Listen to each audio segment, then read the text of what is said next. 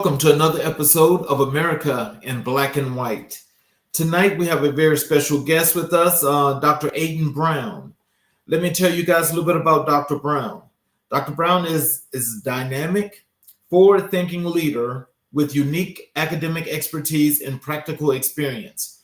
He serves as the executive chairman of Monhars Enterprise LLC and the chairman for SahFyer Life Management Incorporated, a nonprofit organization in Central Florida. Dr. Brown focuses on developing innovative strategies for navigating complex business environments, leading teams to peak performance, and fostering a culture of continuous improvement. He has gained valuable experience in various leadership roles, honing his strategic planning, servant leadership, and organizational development skills. Dr. Brown is a published author, sought-after speaker, and respected servant leader with expertise in leadership coaching, organizational culture assessment, mentoring, training consulting, performance, and operations management. Part of his credentials is a Doctor of Strategic Leadership from Regent University. His publications, he has two books, What's Next, Moving Forward with Optimism and Positivity Towards Hope. And he also has the other book, Let Your Leadership Speak, Transformative Leadership in a Tech-Crazy World. Ladies and gentlemen, I introduce you all to Dr. Aidin Brown.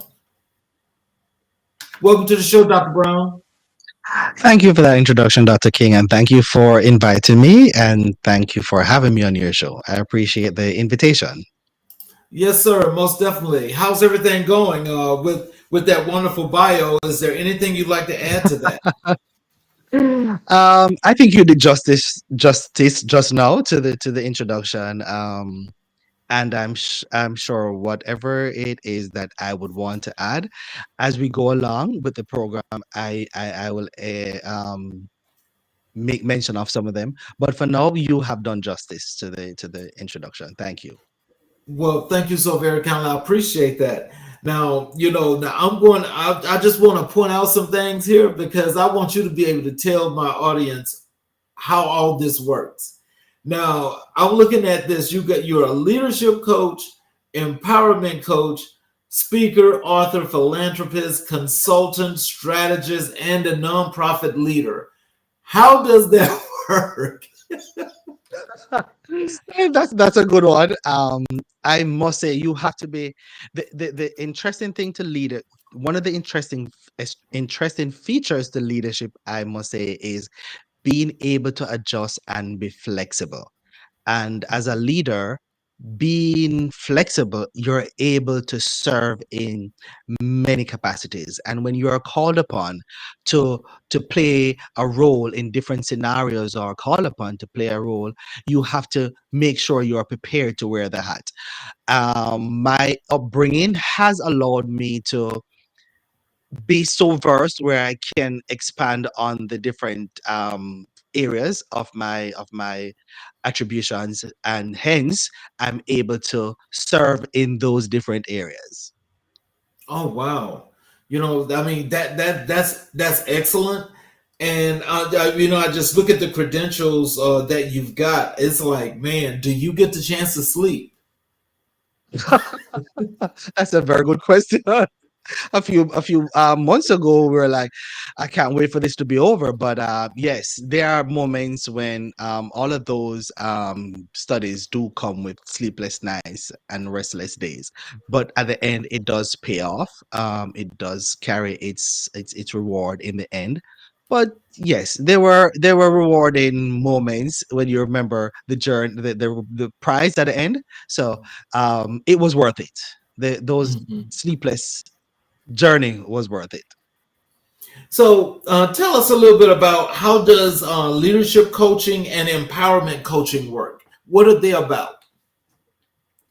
Leadership coaching basically looks at the individual who serves in management and, I'll say, leadership position, and they are people who wants to develop themselves, people who wants to become better leaders. But as a matter of fact, I say managers who wants to become better leaders, because I'm one of those people who tell people that listen, managers are different from leaders.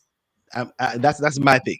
So Mhm. there are leaders, managers who want to become better leaders. They are individuals who want to serve their teams, their team members, their organizations, in a way where they can create more of a positive impact. So leadership coaching is where you look at that individual and you work with them along the journey and to see how best you can bring them to the point of self-actualization and enabling them to become better at what they do.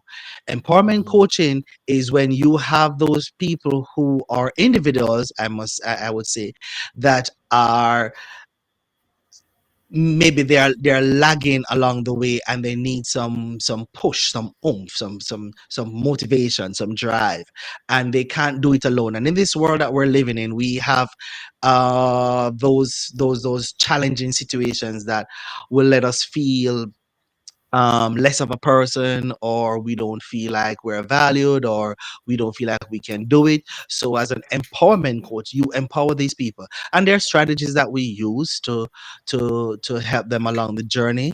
And this is something that helps with self-development, self-confidence, and allowing them to see the brighter side of the picture and look at the glass as half full and not half empty, and have hope that there is a better way ahead, and they're not alone, because that's one thing with coaching in general. They are not alone. It's like a partnership. It is a partnership, and we ensure that they are our coaches or mentors, I'll say mentees, feel that they are not alone along this journey. Oh wow. Hey, I'm sure that they are very thankful to have someone like you that's there in the organization to actually keep people moving forward. Because I mean, that's a lot of powerful stuff. And as you mentioned that, I must say, there was a movie that I watched, or a series, I think. It's called Billions. I'm not sure, not promoting it, but I Yes, watched it. yes, And yes. in that in his organization, he has a coach. I'll call her a coach. And she's there to, when they have their down moments, they can just go into her office and sit and talk with her. And just so we know that coaching is different from psychologist, therapy, and all of these things. Coaching is on a different level. So for that movie, organizations today, I would say, would need people like us, or people like life coaches, empowerment coaches, because there are days when people in organization don't feel like they want to go to work. And in a climate that we're having now, they don't feel like they are worth it going there. So we who play the role as coaches, life coaches, empowerment coaches, leadership coaches, help people to realize that there's a brighter day ahead. There's a brighter day ahead. Well, can you tell us how did you first get started as a speaker and an author in your career? Wow, that's a very interesting question, and I can just remember the first day. When I was back in high school. It was a long time ago. I don't remember how many years is that, but back in high school, I was interviewed by a radio host um, as head boy for the school, and it brought up my confidence then. And along the journey, I was invited to share with different groups. And one of the interesting one of the interesting events was one of my former offices. I was at the office one day, and my former principal from the high school said, "Hey, I need you to take me somewhere." And I said, "Sure, let me just wrap up and I come and get you." And we go. And we went to the event, and there were some foreign students who was visiting. And she said, "I'm going to ask you to speak to them." I'm like, "Oh, huh? I thought you wanted me to just drive you here." I see. She said, "Oh, no, no, you're going to talk to them." Driving, when we got here, I just said to myself, you know what? I think you're the best person to speak with them. And it was a group of young people. And it goes back to what you mentioned earlier. as a leader, you have to be able to wear different hats when you're called upon. And part of my studies at Regent, the motto for Regent is Christian leadership to change the world.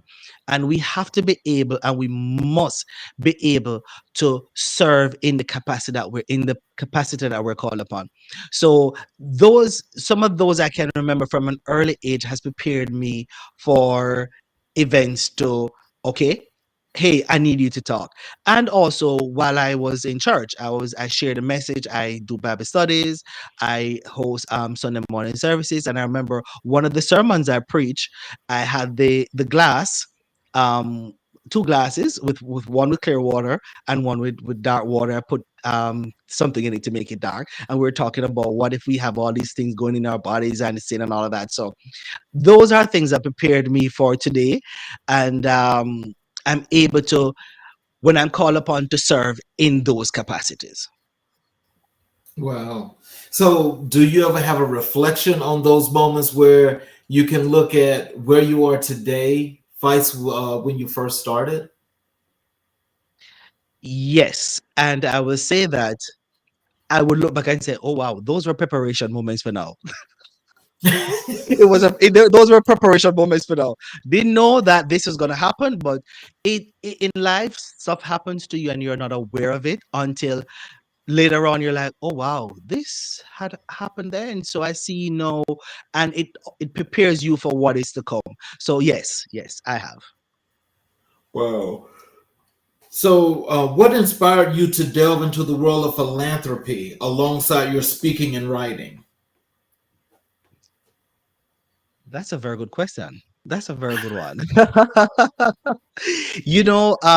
My upbringing, i was always I was always on the good side, where people, I remember my first trip to the United States.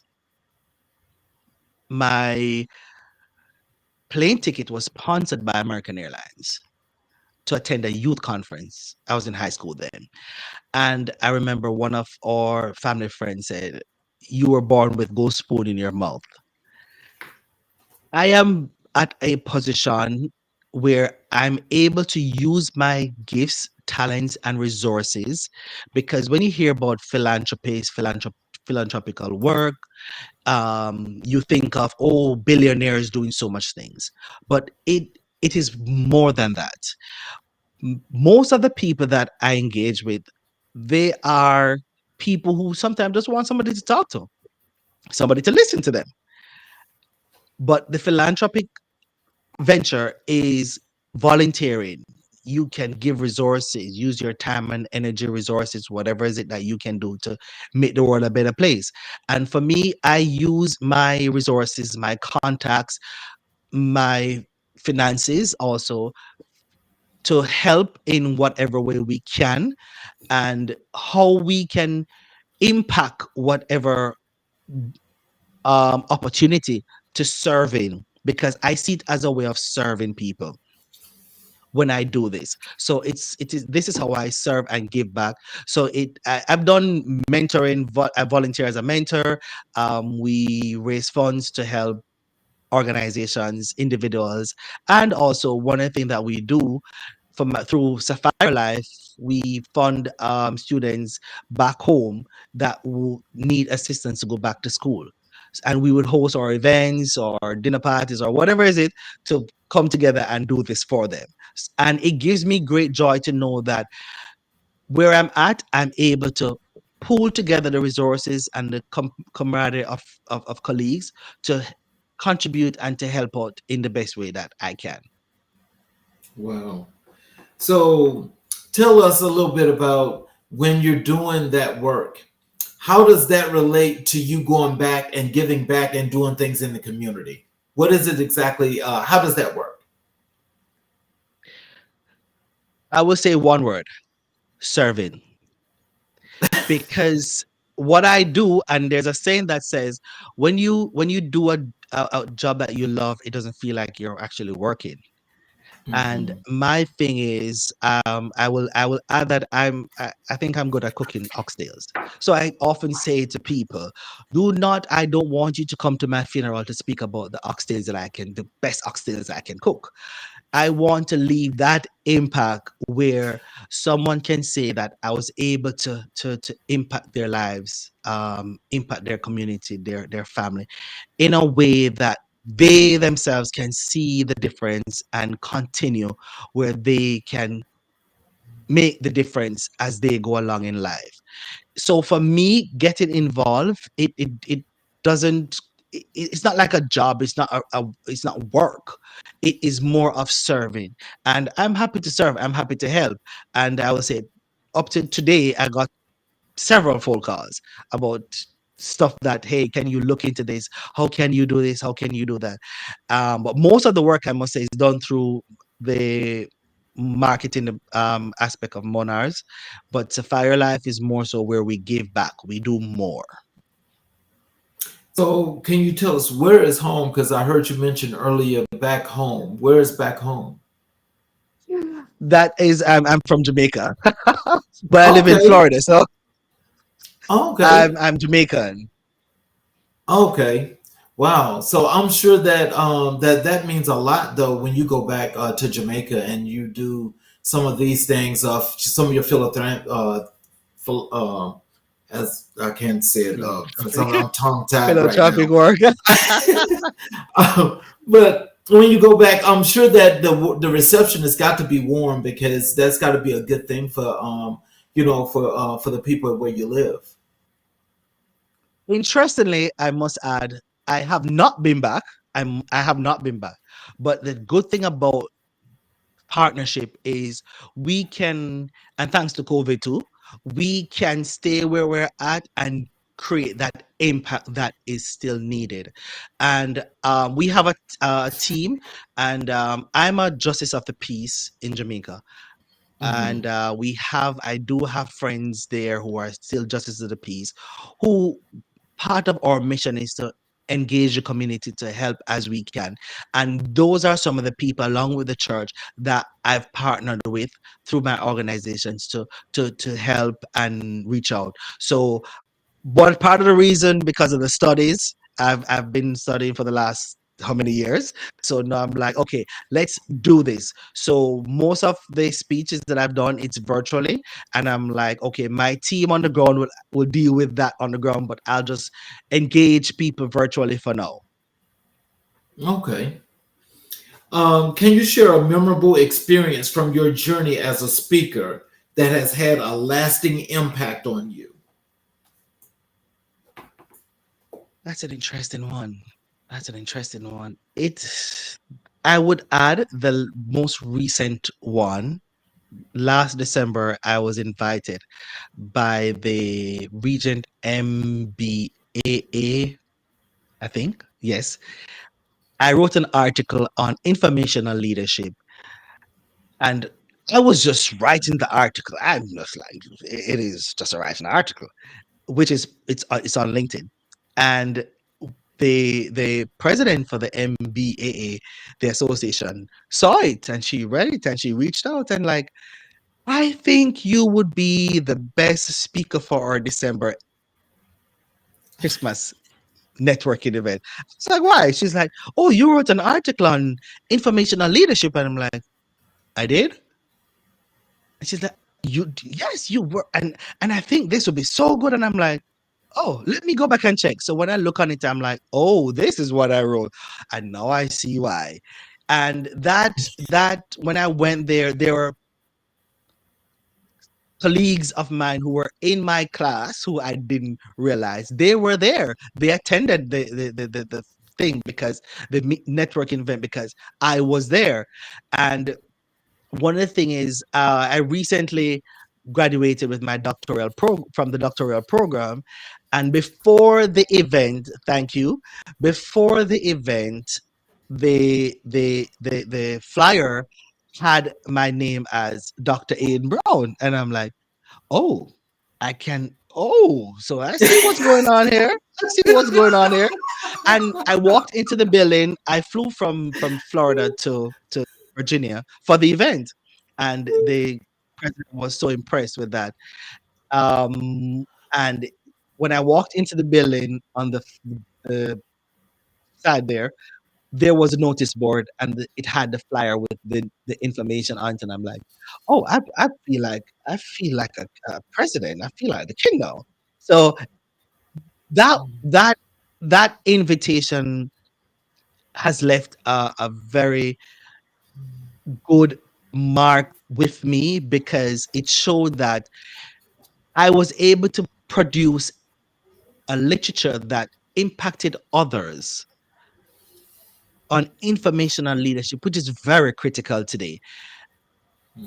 And that resonated with so many that we were able to share the information, share the knowledge, and allow people to understand that that topic, that literature, the information on leadership alone is very critical today.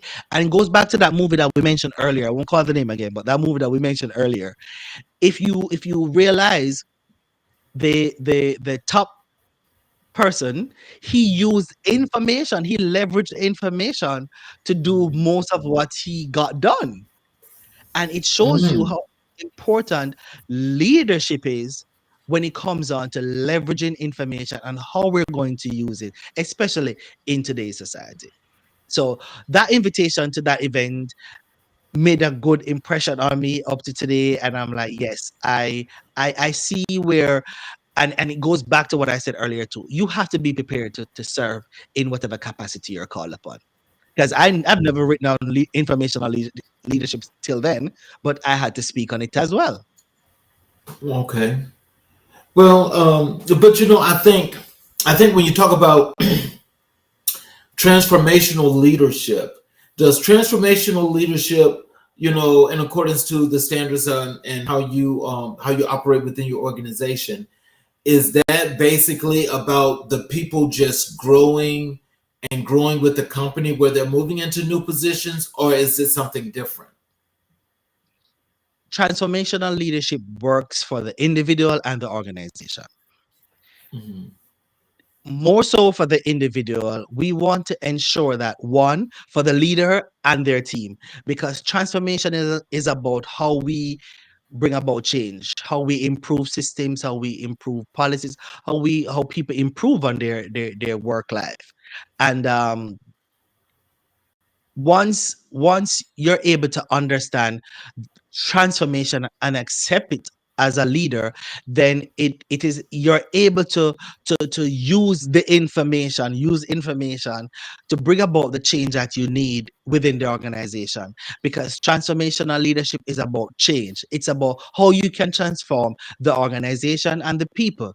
For us, it's about growing, having the right people, having the right mindset, how we can help them to become better individuals at the job, inside and outside of their role. Because one of the things with transformation, it's a holistic approach. It's not just a, okay, this person works here and it's 9 to 5, after that that's it. No, it's a holistic approach that you have to deal with individuals on a general level to ensure that they are okay, their well-being is taken care of. Because in order for you to have a successful operation, your people have to be in a comfortable environment, and they're okay. They have the safe space. You provide the growing environment, and ultimately you will have employers who will be loyal to you. And as it relates to transformational programs and systems and organization, you will reap the reward of having a better functioning wheel, if I may say that, within the organization. Okay. So, well, let me just ask one last question about that, because that in itself, it shows a lot about the organization, is what that says. And so, is it basically like saying that they're growing from the inside out? Is that kind of like what that means? And I must tell you, if that is the case, yes, because one of the things for me as an individual, I want to see people grow. And Hmm. if you're purpose, your journey was to learn along that little time frame with my organization or with me, then it means that this is not your place to be. However, my role, my job is to ensure that we were able to impact your life in a meaningful way where you will see purpose, understand your potential, and realize that you have the possibility to become someone, to become better at what you do, and also to tap into their hidden potential. Mm. So, how do you balance your time between speaking engagements, writing, and your philanthropic endeavors? Time, having a good I'll say having a good timetable, having a structured timetable. Because just as before we got on the call, I had to tell someone, listen, I gotta go, I'll call you back when I'm done. And we know how that goes after that. But having a structured time, and once I have an engagement, then it is scheduled, and I'm able to do other things whereby I am not burdened down. Because one of the things we must understand, as someone who serves in several capacities, and I'll just say a coach, a life coach, yes, we do get burnt out at times. And it is now on us, and I'll just add this too. It's a good thing that my degree is in strategic leadership, because I have to strategize appropriately so that I don't get burned out too much. Right. Wow. Well, they say somebody's got to do it.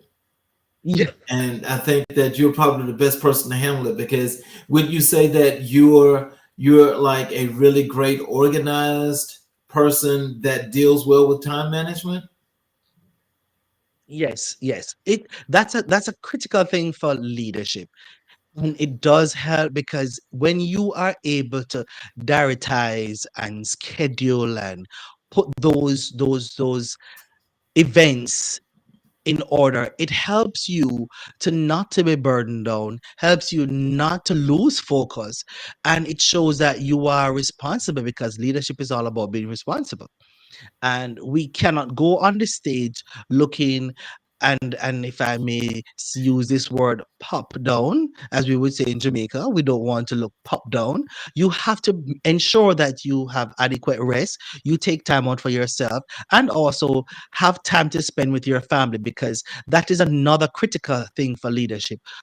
If we don't mind sharp, we are too much of giving back, giving out, giving of ourselves when our family needs us too. And we have to make sure that we plan accordingly and diarize accordingly, ensuring that we place the important things on the priority list, where we do not leave anything behind, and we do not kill ourselves before time. Wow. So, what motivates you to continue your work as a consultant in addition to your other roles? What motivates me? I will just say, for the philanthropic aspect of it, it's about the joy that you get, the joy that you bring to others when you're able to help and to make a difference in someone's life, when you can provide a meal, when you can provide um whatever resources, when you can make the connect the dots for someone who who are unable to do that for themselves. The joy, one of the thing, and for me, I must say, very rare, I am not one of those people who would advertise what we're doing much. My marketing PR person tell me, Dr. Brown, we need to do this. I'm like, no, we want to ensure that we are doing our work, and we don't want praise for it, but we get our praise and our reward from we know where it comes from. So we once we get that feeling of gratification of helping somebody, that makes me feel good. I can sleep comfortable. For the consulting part of it, when we're able to help our clients, and I'll just add that in one of my leadership sessions that I had, we had a supervisor from Amazon who attended, and the supervisor, I think that was like 2 months after, he got promoted to operations manager. Get And out of he town. was like, this is so good. I went to your training, I learned a few things, and his manager was so impressed. The manager was so impressed with his his um his behavior and how he functioned afterwards. So for me, I like to be able to help. And also we had another supervisor who she's in training, I think, to to to to take over a managerial role. So once I've done my consulting, my trainings, whatever it is, and I get these good reviews, I love to know that I'm able to help and to impart my knowledge where someone can realize a change and to become a better version of themselves. Wow.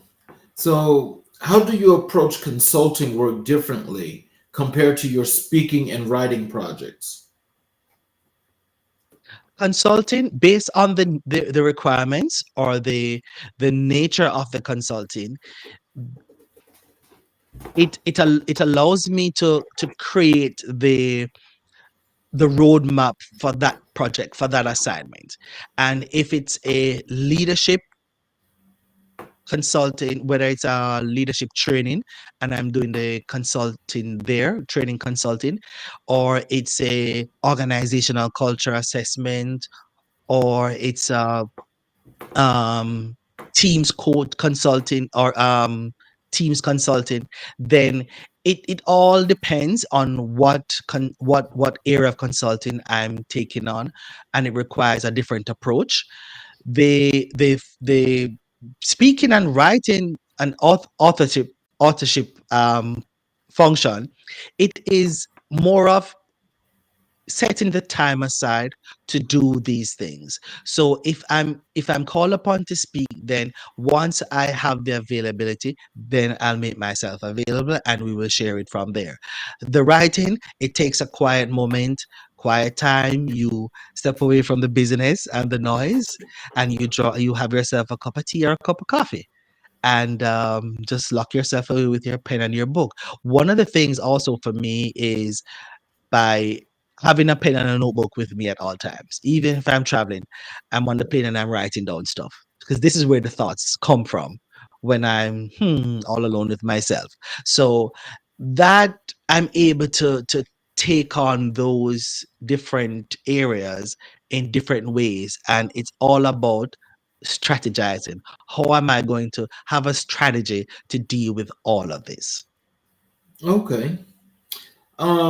Have there been any particular challenges you faced in your career as a speaker, author, and consultant?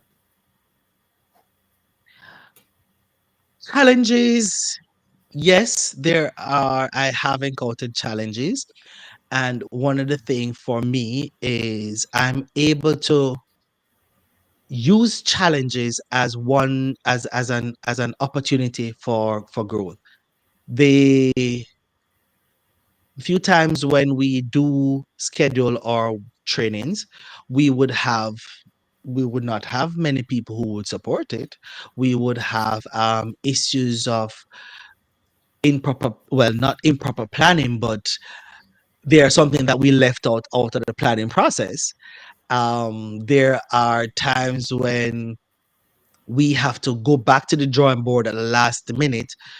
And as I said, my learning process over the years and studies have allowed me to become strategically aligned. And the greatest thing, as I said, as leaders, I'll use some of these things as I repeatedly use some of these things as I go along, because you have to be agile. And the challenges that comes with speaking and writing and going out in the community, there are issues. I remember one of the challenge I must add is being, what should I say now? Being said that it was politically motivated of what we were doing because we were helping, which that wasn't the case. And I use that as something to know that we're doing something good. Because if you're being targeted for what you're doing, then it means that you're doing something good. So for me, it's about how do I deal with the challenges? I just use them as a stepping stone and to just go back to the drawing board to say, how is it that we can do things better going forward? Can you share a key lesson you've learned from your experiences in the field of consulting?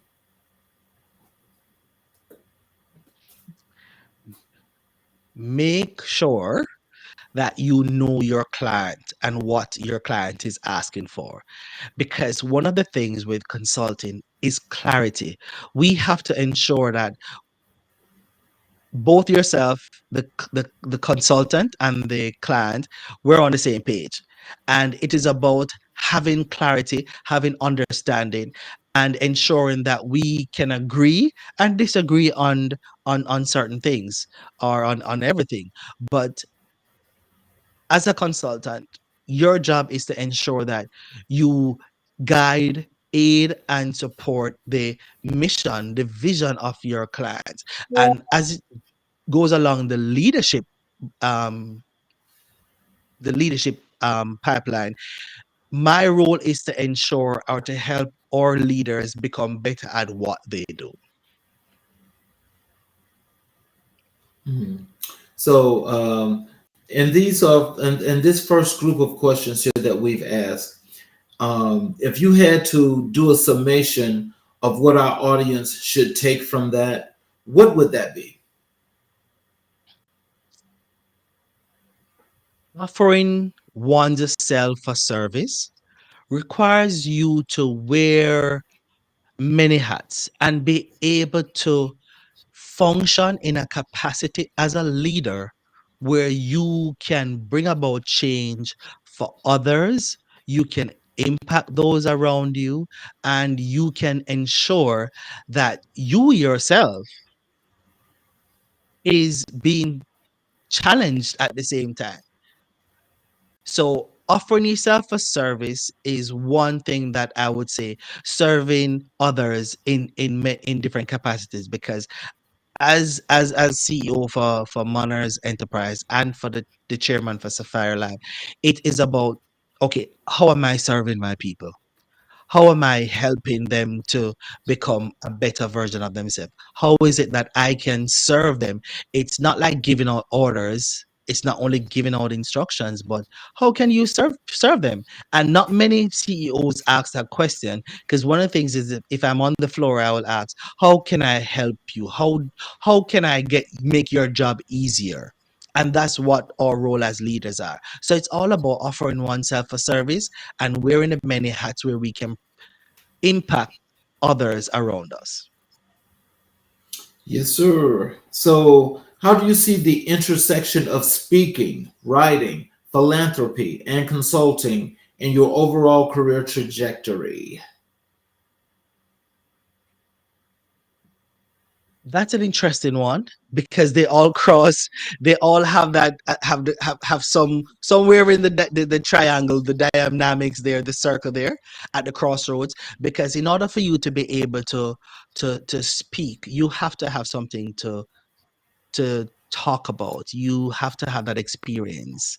And for me to write, one of the books that I've written is What's Next.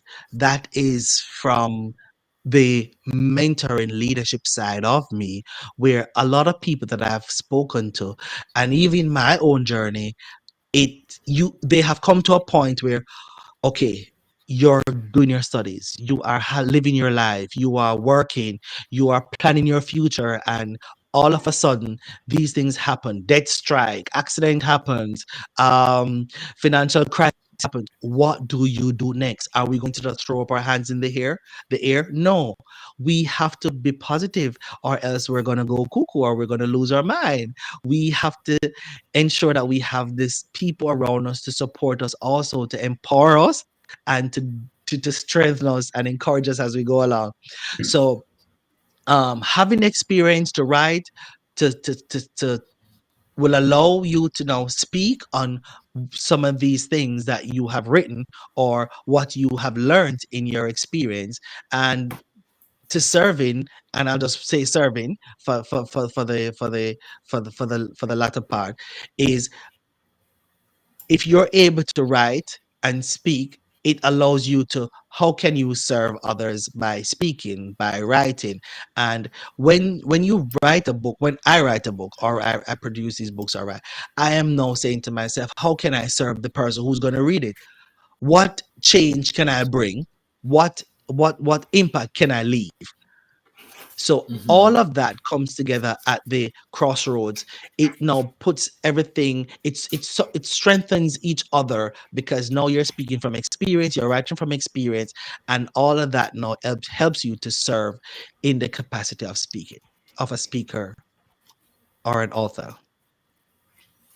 Well, so let me ask you this, which I should have asked this way back when we was on this question. But can you tell me, when you're doing your writing, you're doing let's say you're writing a book, when you're writing your books, um, what is your process like in order for you to start writing? And I did mention, I maybe have mentioned one of the secrets to that, which I'll share that, because in order for some people to get their thoughts, well, for me to get the thoughts together, it requires quiet time. It requires no distraction. Okay. And if it is a cup of coffee or a cup of tea with your notes, and you just put it all together, then that works for me, all alone. Because there's a movie that I watch, and it says, I think it's War Room, where she had a whole room in her house dedicated to praying. And when you have that peace, that quietness, it allows things to flow. Some people use music in the background. When I was younger, I used to use music to help me study. Not anymore. I don't know if it's because I'm getting too old now, so but the peace and quiet helps you to think. For me, it helps me to think, and helps me to formate and strategize. How am I going to put this together? And then once I've done that, I've shared it, because one of the thing is, a lot of us feels like, because we are here, we have achieved or arrived. But I've always sought a second opinion. I've always asked, what do you think of this? Do you think? What do you think? So for me, it's that approach that I would use. I think I need to probably take some notes from that, because when I'm writing, it's like my creative juices are just going, but when they're going, it's like I sit down, and when I'm writing, for me, it's like I have to hear something. And so when I say I Mm. have to hear something, not like loud noise, but I just have to hear something. So, like, I'll sit here in my office and I'll turn the TV on, and I'll just turn it to something, and I'm not watching it, but I can hear it while I'm actually creating. That helps my creative process to like just really go.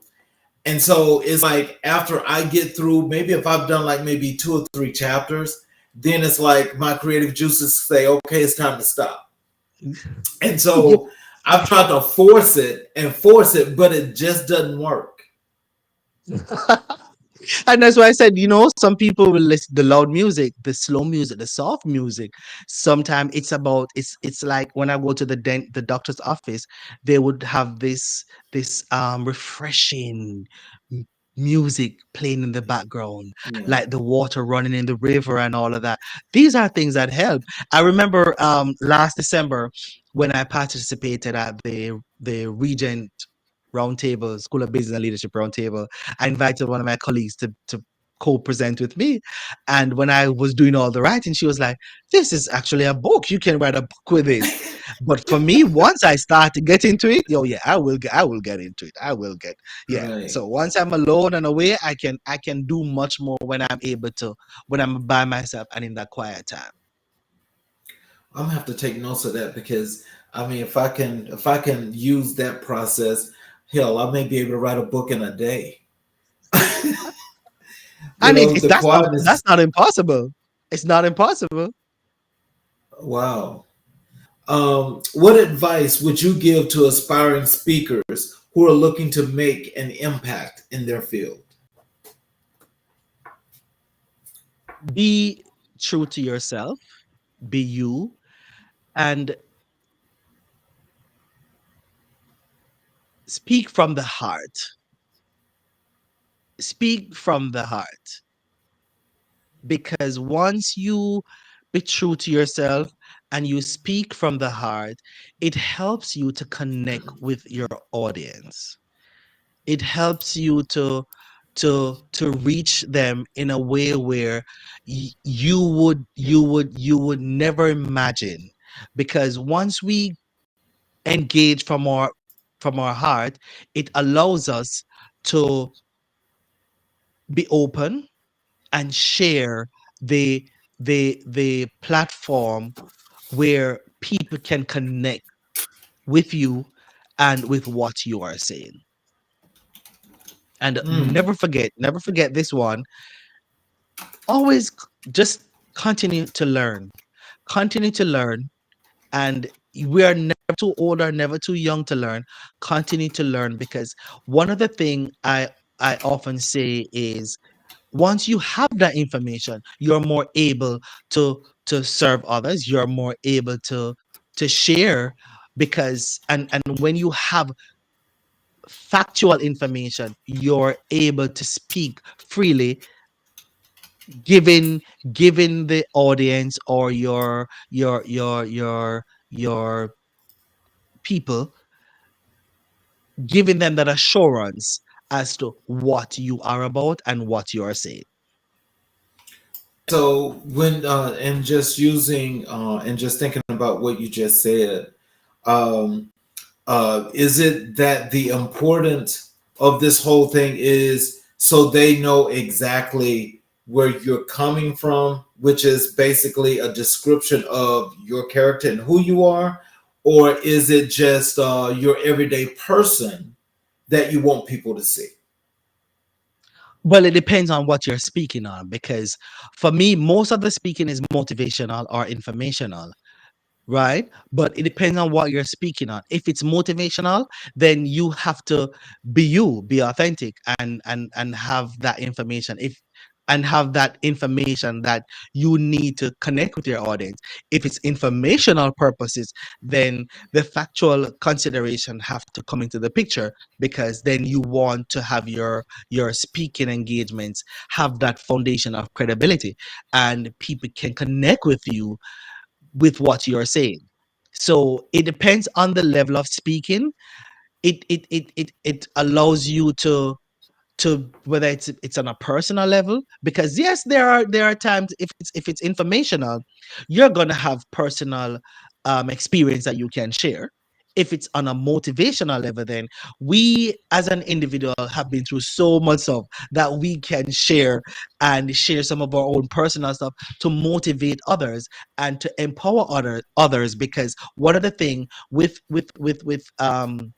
motivational speakers is their own experiences they can share, because they have been down that road. And once you can share something like that with others, they're able to connect, and it was like, oh yes, I see. So depending on the approach or the engagement, then yeah, you can be personal and open and honest with others.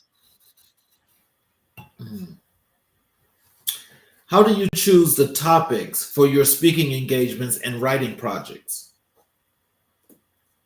If I'm asked to speak, then I will ask, do you have a topic in mind? Do you have a theme for your event? What type of event is it?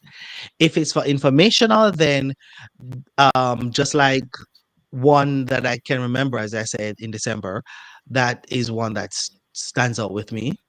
It's about informational leadership. I've written about it and I was asked to come and speak on it. So that is one experience. If it's for motivational, then if you have a group of teenagers from high school or university who needs just some boots or motivational um oomph to say yes, I need that, I need that drive, I need that push, then you can share the personal experiences, because as we go along life we've had so many experiences that we can share with people and how we have overcome them. Mm. So, is there like a method to the motivational speaking that you have? Because I mean, like, you know what your topics are and things of that nature. What I guess maybe I should ask it this way: how do you determine what your delivery is going to be, or is there a such as that? and and that is interesting. It's all about your strategy that you use. And I think I did not address the book part of it, but the recent book, the one that is on Let Your Leadership Speak. I've seen so many, and this is from experience that I've seen around me. I've seen so many people who serve in management who calls themselves, because they're a manager or supervisor, yes, I'm a leader. No, that's not the case. When your your team or your people see you coming, they should not be running. They should not feel fearful. They should not feel timid. And I penned this book to help these individuals realize that no, teams and employees should not be fearful of a leader.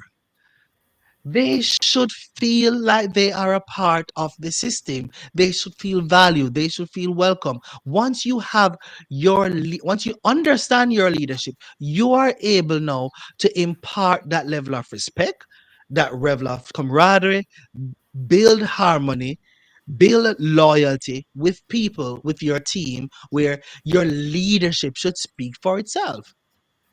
Mm, that's interesting, and that's also very deep too. And so, is it to say that after so long in that industry or that field, that you can feel what you just spoke on? Is that correct? Yes, and as I was speaking, Yeah. just before I left um, Hmm. an organization that I did some work with today, I told one of the supervisors, "I'll be back tomorrow. I'm going to stop at this place and get some breakfast. Do you want to get some breakfast for your team?" And he said, "No." Now, this is where I'm saying, when you're a manager or a boss or a supervisor, then people need to understand that your leadership is not it's not there. You have no leadership. When you can demonstrate leadership, that is when you are a leader. And it goes, Mm. I remember, and I'll say there's a situation when I started my studies. The HR person for an organization that I was doing some work with, she asked if my degree was real. Like, Get out doctor, of is this town. a true doctorate degree? And I'm like, this should not be coming from an HR person. This should not. Oh So wow! So we playing questioning credentials. thank you. And I'm saying to them, this is now where our leadership must take precedence in these organizations. Hmm. Let your leadership speak. Do not Hmm. let your teams or your employees see a giant, someone who they are fearful, because you should not drive fear in your people. You will not get the best results from your team. So let your leadership speak is one way that you can transform. It's a transformative leadership approach. And with technology today, it will help you more to engage your people. It will allow you now to bring your people together. Because for me, I'd rather know I have a supportive team, a set of people, team members working with, we both have respect for each other and everyone, and we're able to build that camaraderie and the loyalty within the team and organization, and know that yes, I have a solid team versus they see me coming because I'm the manager, I'm the supervisor, and oh, they're the manager coming, the supervisor coming, and they're jittering and running all over the place. No, we should let our leadership speak. That is true. That is so true, and I've actually seen I've seen that before. What you just mentioned, and it's kind of funny, but it does speak to a dysfunctional organization Yes, because when it's like there is no leadership, people are kind of like doing what they want to do, and it's kind of like I want to do this behind your back, so I want to throw this rock so you don't see it, and when the rock hits, I didn't throw it, you know that kind of stuff. But that you are so right about that, because I have actually seen that up close and personal, and I yes, definitely wouldn't want my yes. organization to be like that. Yes, and that's a part of our leadership coaching, because that's one of the things I often say to the people that I coach in leadership. Like, how do you want your people to see you? When you leave an organization, how do you want the people to see you? Oh, this person was the manager. This person was the supervisor. No, I would rather hear, oh, this was the best leader we ever had. This person demonstrated leadership in ways that we cannot even speak about. This leader show care, show humility, show compassion, show understanding. They were able to develop team, they were able to bring transformation. This HR person was able to identify talents within the organization for more people and be able to develop them rather than questioning whether this is true or not. Mm.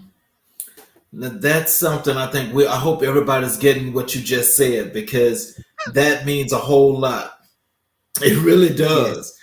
It really yes, does, and I, yes. and I and I hope that it don't take for some people to try to start an organization, run their own business before they actually see how that works, because then I think it's too late. Yes, that is so true. That is so true. Yes. What role does philanthropy play in shaping your perspective and approach to your work? That has allowed me to become humble, knowing that no matter where you are, no matter what position I hold, and I will speak to others as I'm speaking about myself, I will speak to others. I am all about helping. I'm all about serving. And it has allowed me to be humble. It my first book, when I wrote the first book, it was for SahFyer Life. It was a fundraiser initiative for SahFyer Life. And we're able to use that tool where we're able to give back and help. And being able to serve in the philanthropic arm has enabled my my desire to continue to reach more, continue to do more, continue to give more. And not only within the small circle, but outside of that, how we can help. And I'll just use this as an example. When we, through SahFyer, when we were doing the back to school thing, um, support, we only focused on one organization. And this year, we agreed that we are going to focus on more than one, because I want to know at the end of the day, we're helping, we're creating opportunities for others through what we do and how we do it for them. Mm. How do you measure the success of your consulting projects and speaking engagements? You want the honest answer to that? Um, Yes. I would say the request, the request and the request, the financial gains and also the fact that others are able to pass on the information where, oh, I think this person, the recommendations coming from others. Yes, we do our assessments or evaluations of the trainings and consulting events, but more so for our books, for the speaking engagements, the feedback. We do gather feedback, and the apart from the monetary gains is the impact that we're able to leave on our participants or attendees. And as I say, you will see that through the financial side of it as well. Wow. How do you stay current and relevant in the fast changing landscape of speaking and consulting? Always learning, attending events, reading, and also staying abreast with what is happening in the world. And that is one of the reasons why I also wrote that article on informational leadership. Mm. So staying So, current, reading, and mhm. and ensuring that I'm not left behind. I'm not going to be in the cave always, but I need to learn more. And that's one of the things with leaders. That's one of the things I've learned and realized with some people who are in management. They have been in it so long that they refuse to learn anything more, and they're like, okay, this is how it's going to be done. But we're in an era where we didn't know that we could actually work from home. We didn't know that we could work from in another. We would be in one country and be able to serve in another country. So information, staying abreast, reading, being a part of events, going to networking events, being a part of development sessions where I myself can learn and be able to impact others. Can you share a particularly rewarding moment from your philanthropic work that stands out to you? Today, I will say that I have a mentor who has become a mentee, sorry, a mentee who has become a very good family friend of ours, all because I wasn't his mentor. I was his brother's mentor. Yes. Mhm. And the fact that it wasn't about just one person, it's about everybody for me. So he became the adopted mentee, if I may use a term, adopted mentee. And and there was another one who was a part of the group. But today, and this is over 20 years. As I was a mentor, he was my mentee. I was his mentor, the brother's mentor, and I became both their mentors. And today I'm still we are in contact with each other, and I'm still called and asked for advice. I'm still called and asked, how do I do this, what are you doing, this family, that family, and stuff like that. So that's one of the things that there are many others, but this is one that you have become. And that's the thing with mentoring. You are able to build that relationship, and with coaching, because with coaching, life coaching and leadership coaching, you're able to build a connection with your clients as well, once they realize that you have their best interests at heart. Oh, wow. How do you incorporate your values and beliefs into your work as a speaker, author, and consultant? Values, morals, they are crucial. And if you remember when I said earlier, when you're speaking, make sure you speak with facts. It gives you credibility. When Mhm. if you are doing motivational speaking, be true, be yourself, be honest, share your experiences with people that would resonate with them, because this is what is going to make others see hope. Because some people, let's use, they're battling with so many challenges, and they feel as if they're alone, but they're not alone. There are others out there who are just like you. So from my standpoint, it's about being true, having morals, speak with facts, and be able to connect through that interaction where you're able to provide people with valuable information, useful information, practical information, where they know themselves can say, you know what, I think this, and I think I need to do that. So let's sum up this last group of questions. What should our audience take from that?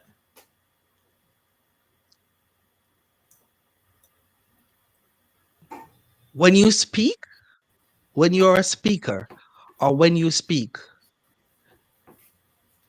let it let it comes from within, let it comes from within.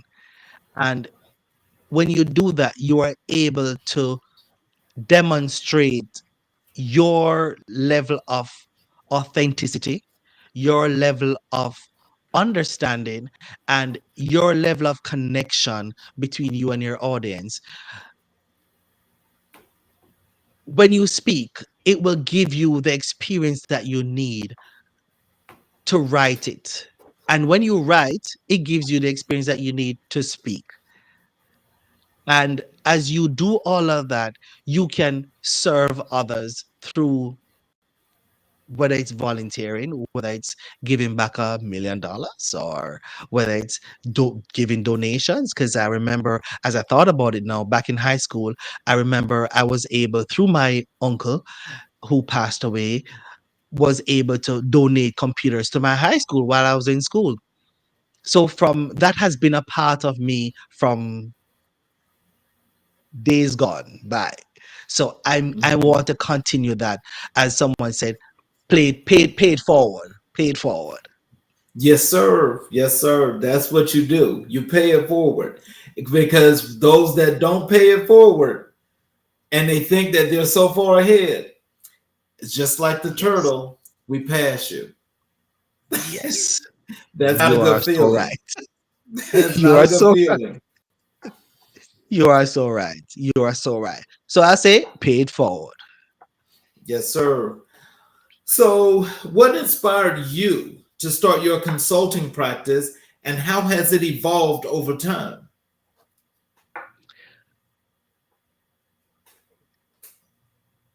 I will go back to mention the leaders versus managers. Yes, we can debate on this forever, whether leaders are born or made. I believe that leaders are born.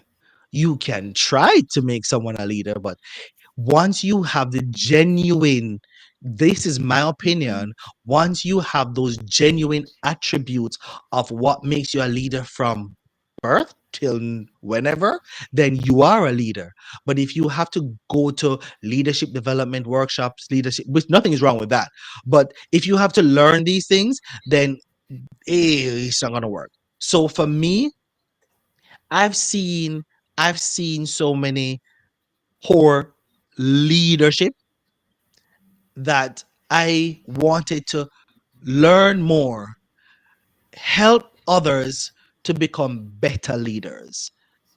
And one of my workshop that I did, I created, it was called the LAPAD, training development. And one of my friends saw it and said, "Oh, you're with the LAPD now?" I'm like, "No, it's a training that I created.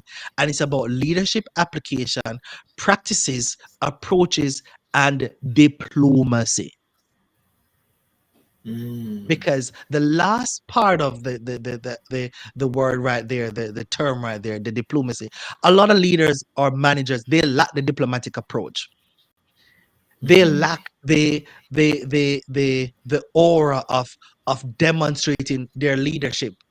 And up to recently, I heard of a case where there are two supervisors arguing in front of the team members, and I'm like, that shouldn't be. There's a right. supervisor who yells. There are supervisors. These are stories that I've heard of. Supervisors who yell at their team members, and there are managers who would um say to their team members, "Yes, we're going to do this for you. We're going to do that for you. We're going to promote you. We're going to make you this."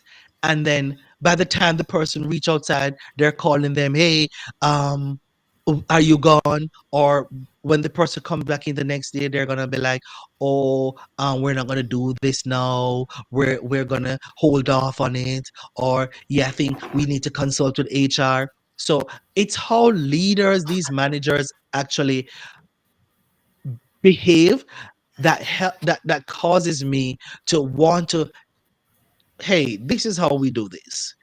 Let's do this diplomatically. Let's do this the leadership way, not the manager way, but the leadership way, letting your leadership speak. Mm. Oh man, I tell you again, now that's definitely another golden nugget that you just dropped. And I think that's something that we all should take, just into our own psyche, or take it for our own ourselves, and basically use it as an evaluation process. And let me tell Yes. you why I say that. I say that because, like when I started my company, Mhm. officially, it was one of those things that I can tell you honestly that I've always done, the accounting thing, right, all my life. Mhm. Right. And Yes. that's even throughout the military to afterwards, in jobs and things of that nature.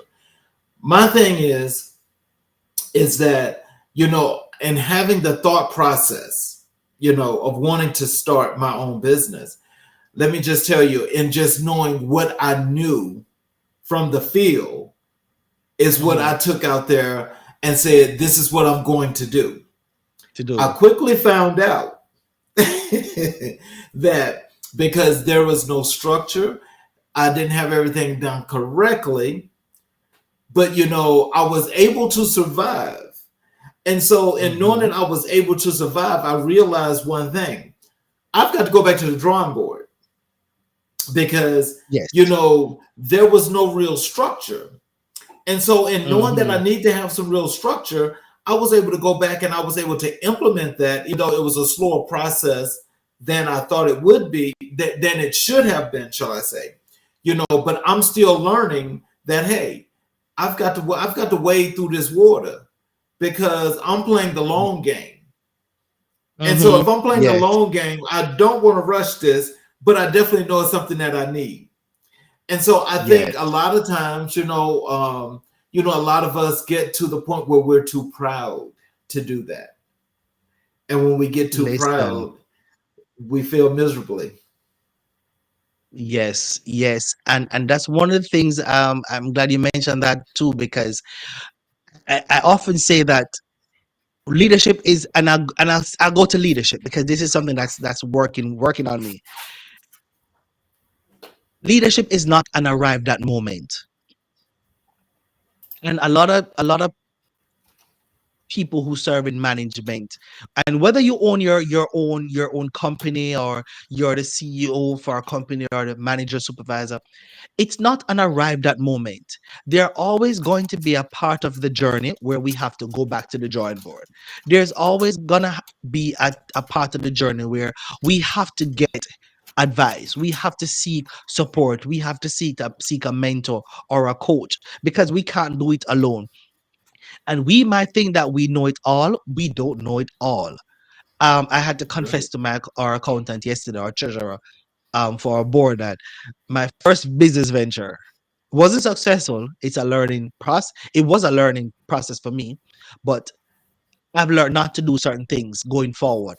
And as I go forward, I had to seek support. Had to seek people who's who's who will who will support my vision and align with my mission, and who Hmm. who would take this as their business or their project to run with. And when we finished talking yesterday, he was so excited, and I'm like, yes, this is what true servant leadership is all about. And when you can bring people together, that's what leadership is all about.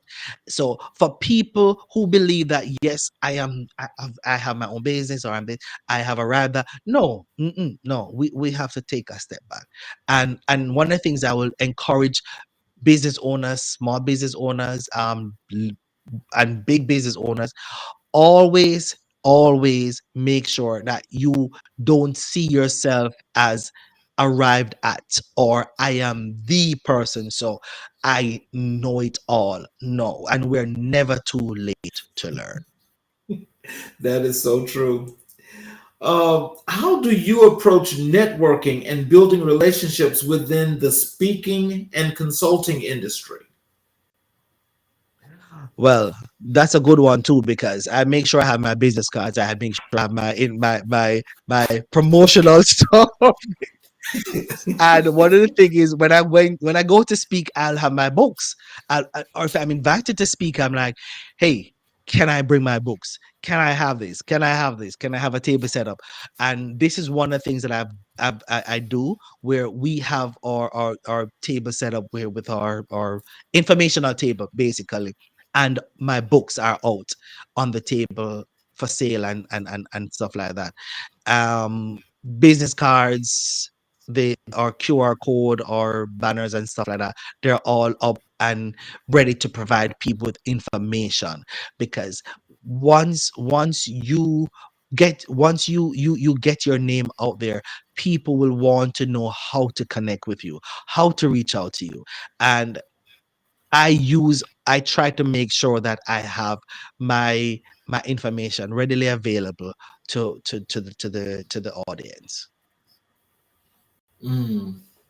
Again, I got to tell you, I still have a couple more questions for you, but I am so happy and so proud that you were able to bless us with your presence because, a lot of these things are people in our community need to hear some of these things because there are an enormous amount of people now that are trying to go the entrepreneurial route, and they want to Yes. go the speaker route, they want to be authors, so there's nothing wrong with that, but I think the process of learning and knowing what to do exactly, how to be disciplined in these industries Yes. are the things that's got people to the point that they don't have to be rushing, to say I need to Yes. hurry up So and do true. this, hurry up and do this. Instead of doing that, no, just take your time.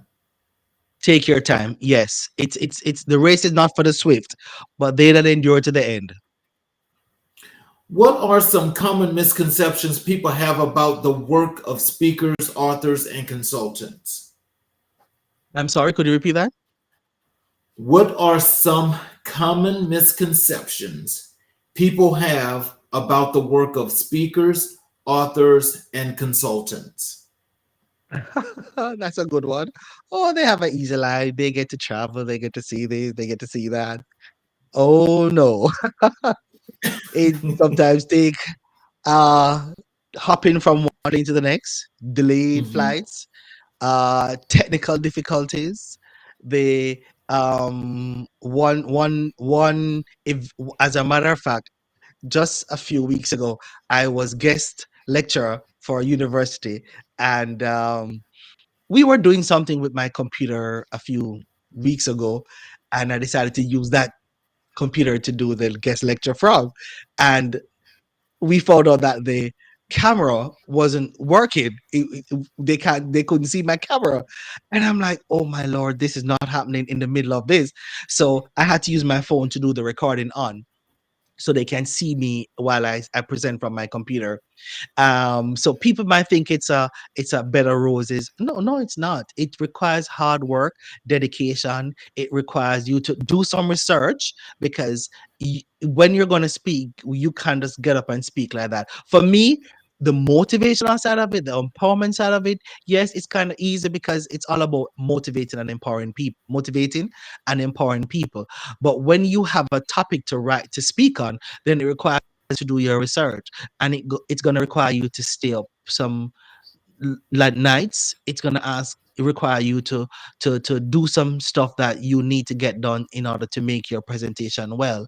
So it's not an easy road. Yes, you see the gleam and the glitter and the glamour, but behind that it is hard work. Sometimes some people, I heard a colleague of mine said she was asked to come and speak, and they were offering her a very small amount, put it that way.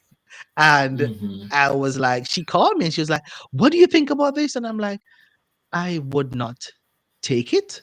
However, because and I offered some solutions. However, um, there are times when you think, yes, it's there. You make tens and thousands unless you are well established, but it will take, as you said, it will take time for you to get there, and the patience you will need. As long as you have a strategy, it will work. Mm-hmm. Yeah. Looking ahead, final question. Looking ahead, what are your goals and aspirations for the future of your career in these fields? And as I told my treasurer yesterday, listen, I want to have monarchs all over the world. I want to have Wow, that's monarchs what's all up. over I the like world. that. I like that. That name, listen, it, as we say, the brand that cares, the name that cares, monarchs. Mhm. For me, it's the continuous, continually to grow, have continuous growth where I'm able to use my resources, my information, my knowledge, and my abilities to help change the world, help to influence others, and be able to make the difference that we all see. I might not can change the whole world, but I'm able to impact the little that I have and change the few that I engage with in my own circle. Mm.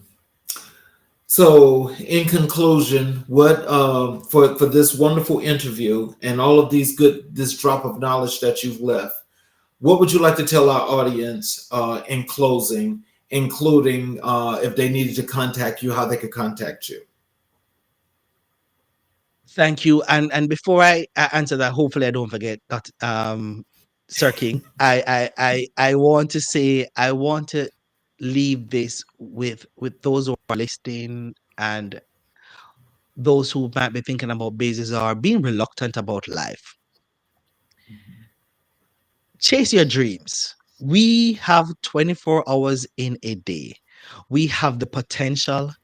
We are full of possibilities and we have endless. We have the capability to do what we are called to do. I said yesterday the richest place, and I keep on saying this.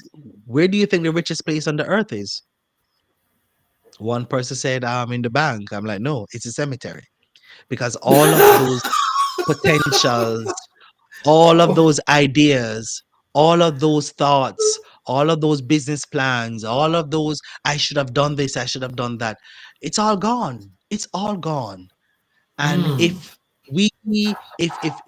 Steve Jobs didn't on his passion, where would Apple be today? mm, So I would encourage you to follow your dreams, follow your passion, and know you, because once you know you, you're able to do that. But Monhars Enterprise, I'm on LinkedIn, we're on Instagram, we're on Facebook. Yes, and we have a YouTube channel, but not much is going on with it. But we're on LinkedIn, we're on Instagram, Monhars Enterprise. I myself is on LinkedIn and Instagram. But Monhars Enterprise.us, that's our website. And for email purposes, it is general email is info@monhars.us. And we have the consulting part. I must talk about the book. If you are the recent book, which is Let Your Leadership Speak. If you serve in leadership, you should get a copy of that book. oh wow, I hear And it is you. on our website. Hmm. Well, I want to tell you again, I definitely appreciate you for being here, and I definitely And I hope thank you for that we having could get. me. I hope that we can have you back on the show again because this was definitely wonderful. This was learned, and this is definitely what American Black and White stands for. That is, having some representation to get information out to the people in our communities that need to hear things that help them to grow and to inspire them. And you have definitely done that. And I thank you again. I thank you for having me. Thank you for having me, and thank you for the viewers. Thank you very much. I appreciate it. I enjoyed the conversation, and I look forward to part 2, if I may say. Yes, sir. And for those of you that are watching on the YouTube channel, I would appreciate it if you guys would please hit the subscribe button, hit the notifications button in case there's ever a time you miss a show. You can always come back and watch it anytime you want to. For all of you that have watched tonight, I want to thank you all. I want to thank Dr. Brown for being here. And I want you all to have a wonderful, wonderful evening. And we will see you all tomorrow. Have a good evening.